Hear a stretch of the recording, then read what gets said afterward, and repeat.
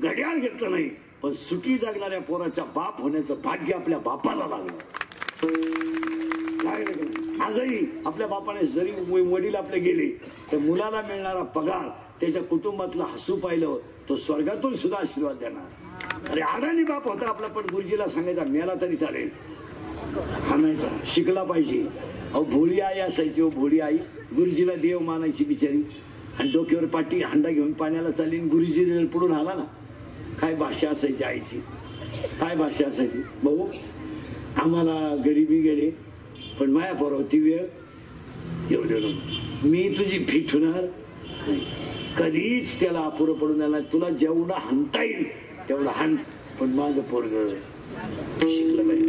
तेच सगळे अधिकारी आज ॲम्युनेशन मध्ये येतात. आता तुमच्या छातीला जो कंपनीचा बिल आहे ना, हे सगळे आई बापाची पुण्य आहे.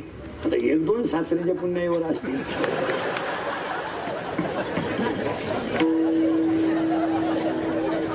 मा एवढा माल सांभाळ, मी तुला कामाला लावतो. मग आता काय नाही,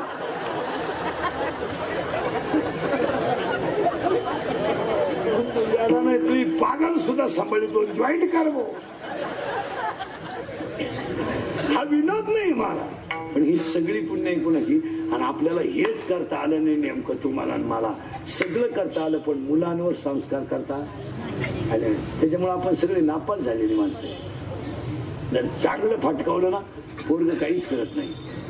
एक माटेक त्याच्यामुळे तो बोलत नाहीत माणसं. संकट आलं तर बोल, या मोबाईल मुळे बोला ना कोणी.